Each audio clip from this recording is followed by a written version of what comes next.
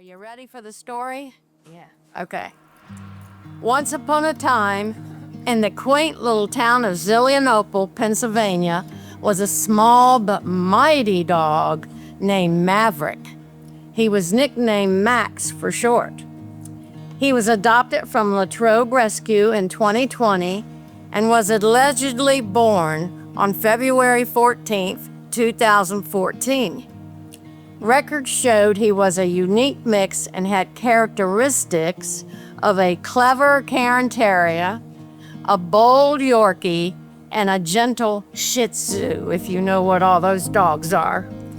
Though small in stature, his heart was as big as the scenery of the Pennsylvania hills and tall trees that surrounded their third-floor apartment at the Passavant Lutheran Senior Life Continuing Care Community. Seems everyone loved his floppy ear, but Max, you could visit some, huh? Unfortunately, he soon became known as Max the ferocious barking guard dog.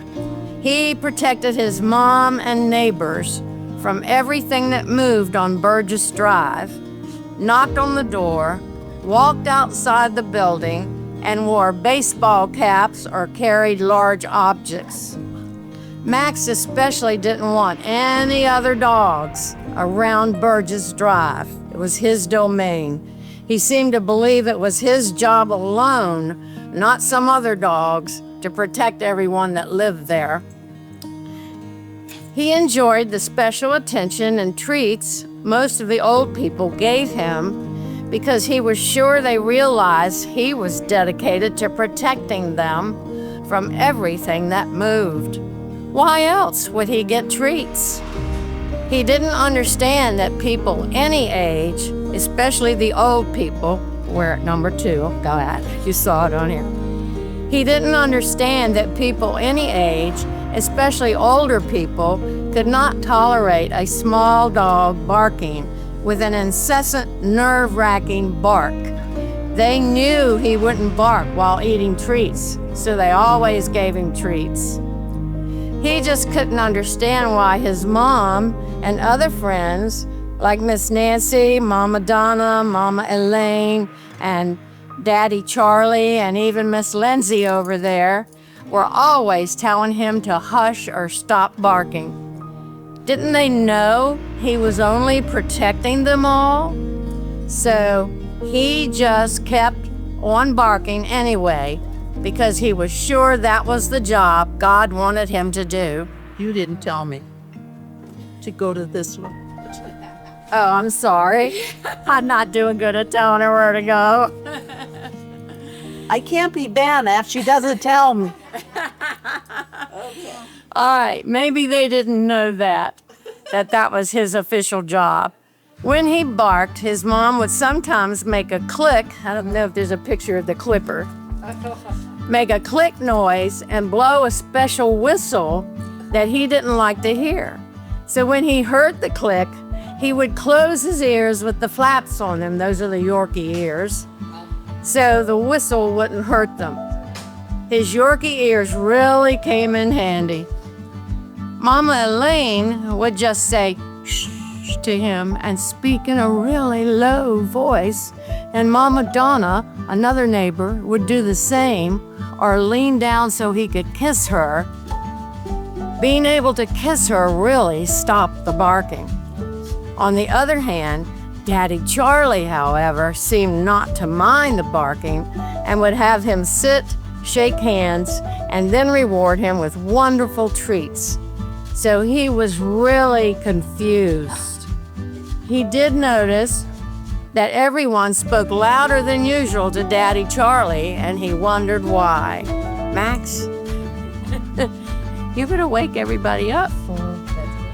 One day, his friend Miss Nancy, who walked him all around campus, let his leash stretch to the full 26 feet. While she was talking to someone, he ran over to the fish pond. Have y'all seen the fish pond out there? He always hoped one would find its way to flip over the edge so he could catch it, because he'd never seen a live fish. His mom sometimes fed him bits of tuna fish, which he loved, and even wondered if goldfish would taste the same. Number 6. That's the fish, one of them. When he reached it, he saw the pond was overflowing and water and fish were just flowing all the way down the sidewalk. So he couldn't catch anything. Anyway, he was awestruck. He couldn't think.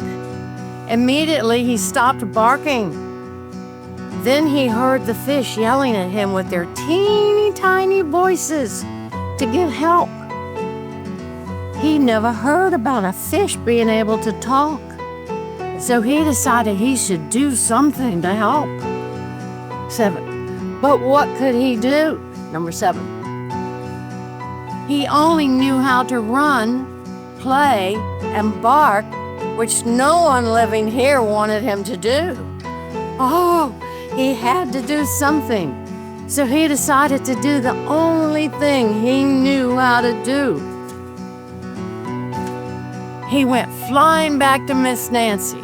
Wait a minute. I think I might have had a different page here. No. Okay. We're going to number 9. Number 8. Number 8, yeah. He went flying back to Miss Nancy, yelling with his loudest barks all the way. "The pond is flooding! Come help the fish!" And over as loud as he could. Everyone he passed looked with curiosity, some yelling back at him with angry voices. They yelled things like, "Bad dog! Be quiet! Go away!" And they were walking, limping, pushing walkers, and waving canes at him, putting up fists or clapping their hands loudly and shouting even louder. It was deafening. More residents, hearing the commotion, began to follow them to see what was causing all the ruckus. Finally, Max's friend Bob Dickinson saw the water overflowing and the fish floundering on the pavement. I need to untell? That's not yet. In a minute, that one. So he yelled, when he saw that, Bob yelled, I don't have a picture of Bob. That was Miss Nancy, that one he had. All right, this is his Miss Nancy. This part of the story is true. She's a redheaded lady that walks him sometimes. So in the story, she was yelling at him to be quiet too. Hey, now anyway, you want me to have fish? Just a fish. Here, brother. Yeah. No, Max, you don't have to demonstrate how you bark. Wait. Anyway, he told her, "You've got to help." And then, where was I now? Okay, more residents hearing the commotion began to follow them to see what was causing all the ruckus. Finally, Max's friend Bob Dickinson saw the water overflowing and the fish floundering on the pavement, and he began shouting for help. He yelled this in his manly voice, "Someone get the maintenance guys! Everyone, be careful not to step on the goldfish and pick them up gently." 11. Soon, even more people arrived and started carefully lifting the floundering fish and putting them back in the pond. Then the fish shouted to Max with their teeny tiny voices, "Thanks for saving us, Max. We are so grateful to you. You did a fantastic job." Max felt so good that his barking had saved the fish and caused maintenance to turn off the water. Evidently, someone, no one knew who, had forgotten to do it, which caused the pond to overflow and take many of the goldfish with it. Then Max heard more loud noise, and when he turned around, he saw Miss Nancy and all the residents smiling, clapping, and yelling at him. "Max is a hero! Max saved the fish! Max did his job! Max is a good dog! We love Max!" Can you all say some of those things? Say, "Max is a hero." Anybody want to say it? Max is a hero. Max saved the fish. Max, what will keep Max? Max did his job. Max did it. Max is a good dog. That's right. We love Max. Well, Max was flabbergasted, and he sat to rest. Since his mom always asked him to shake hands with new friends, he wondered if they were all his friends now. And remember, a while back he came and shook hands with some of you all. He's excited. That's why he's making that noise. It's called a reverse sneeze. And he does that when he gets excited. He's excited. Yeah, there were just too many hands to shake, so he just waved his left paw. His mom always said he was left-handed like his brother Aaron from Indiana. As he waved, he thought, I hope my brother Aaron will now be proud to be my brother. Max, can you sit and shake somebody's hand and show how you do it? Put your paw up. Shake hands. He kind of did it. His mom got him in her arms, that one, and kissed him, telling him how proud she was that he saved the fish, and especially how much she loved him and how thankful she was that God had saved him for her to adopt. He was so embarrassed, he tried to wiggle out of her grasp, but she held him tight, didn't she? She holds you tight, doesn't she? Later, his mom FaceTimed his brother Aaron. His brother Aaron is my middle son that lives in the state of Indiana. She held the phone down and he saw Aaron say, I am so proud to be your left-handed brother, Max. You're such a smart and good dog who did his job. That really made Max super happy to know Aaron loved him now as well as all his friends at Passivant. Oh, he thought maybe their ears are tiny like the fish, so I'll try really hard to only bark loudly when it's necessary. I like doing my job, being their hero, good dog, and especially getting treats. Now, every fable has a moral, this one included.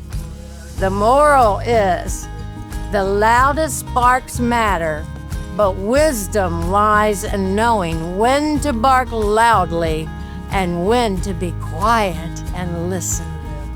That's a thing to remember. Okay. So I hope you all enjoyed this fable about Max. And him, when I first got him, he wasn't very social because we think he had been abused. He's a rescue dog. He's 11. That's what they say he is. And now he's getting more socialized. You see him kissing Lindsay. You never gave me kisses yet. Yeah, that's like he, when he kissed he would stop barking when he kissed his mama Lane.